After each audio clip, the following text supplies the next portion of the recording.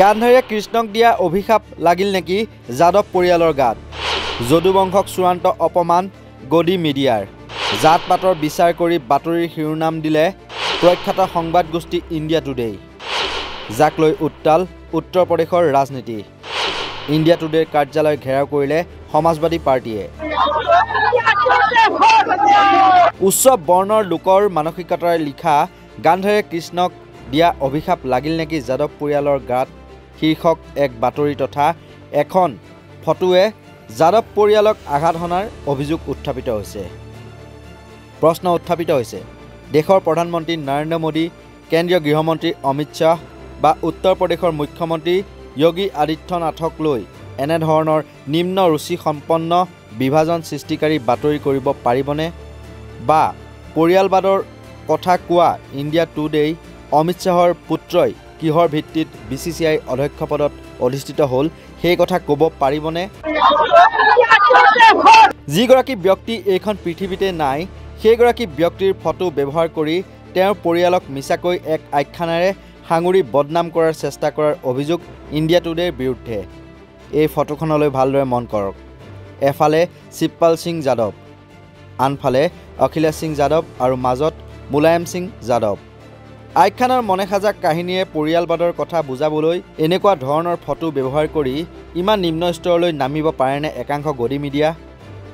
প্ৰসংগ ভুলকৈ উপস্থাপন কৰি অপমান কৰাৰ অভিযোগ তুলি টুইটযোগে ইণ্ডিয়া টুডে গ্ৰুপৰ প্ৰতি প্ৰশ্ন উত্থাপন কৰি সমাজবাদী পাৰ্টিৰ মুৰব্বী অখিলেশ সিং যাদৱে প্ৰত্যাহ্বান জনাই কয় যদি পৰিয়ালবাদ ইমান বেয়া তেন্তে বিজেপি আৰু ইয়াৰ অপৰিয়ালমুখী মিত্ৰ আৰু ধন লুট কৰা মিডিয়া হাউছে ঘোষণা কৰা উচিত আজি তেওঁলোকে নিজৰ দল সংগঠনৰ পৰা বহিষ্কাৰ কৰিব সেইসকলক যিসকলৰ পিতৃ মাতৃ বা পৰিয়ালৰ আন কোনো সদস্যই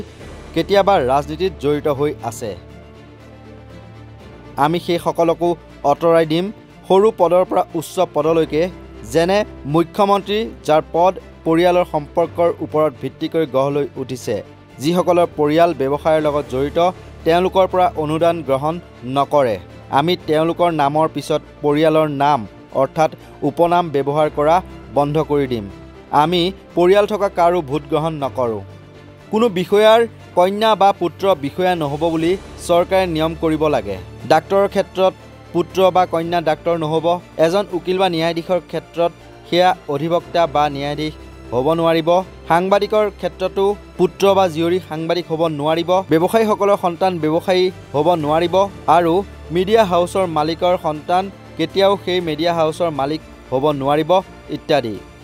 উদাৰনৈতিক মিডিয়া হাউচেও ঘোষণা কৰিব লাগে যে তেওঁলোকে পৰিয়ালৰ সদস্যৰ পৰা সকলো পৰিচালনাৰ পদ আৰু শ্বেয়াৰ প্ৰত্যাহাৰ কৰি কৰ্মচাৰীসকলক ভগাই দিব তেনে নকৰিলে তেওঁলোকৰ কৰ্মচাৰী আৰু জনসাধাৰণে তেওঁলোকৰ বিৰুদ্ধে শান্তিপূৰ্ণ ৰাজহুৱা আন্দোলন গঢ়ি তোলাৰ অধিকাৰ লাভ কৰিব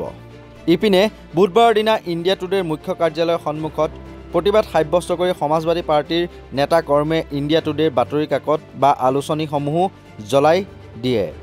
প্ৰতিবাদকাৰীসকলক আৰক্ষী অৰ্ধসামৰিক বাহিনীয়ে আটক কৰি লৈ যায় ইপিনে ইণ্ডিয়া টুডেৰ গ্ৰুপৰ স্বত্বাধিকাৰী অৰুণ পুৰীক কটাক্ষ কৰি বিশিষ্ট সাংবাদিক ৰোহিণী সিঙে টুইট কৰি কয় সংবাদ মাধ্যমৰ এই মহাভাৰতত অৰুণ পুৰী হৈছে সেই ধৃতৰাষ্ট্ৰ যিয়ে কৌৰৱৰ সৈন্যবাহিনী গঢ়ি তুলিছে যি সমগ্ৰ সংবাদ মাধ্যমৰ জগতখনৰ ধ্বংসৰ আটাইতকৈ ডাঙৰ কাৰণ হৈ পৰিব ইণ্ডিয়া টুডেৰ প্ৰতিভাৱান সংবাদকৰ্মীসকলে চৰকাৰত থকা সকলৰ বাবে এনে বিশেষণ বা উপমা ব্যৱহাৰ কৰিব পাৰিবনে news desk report north east নাও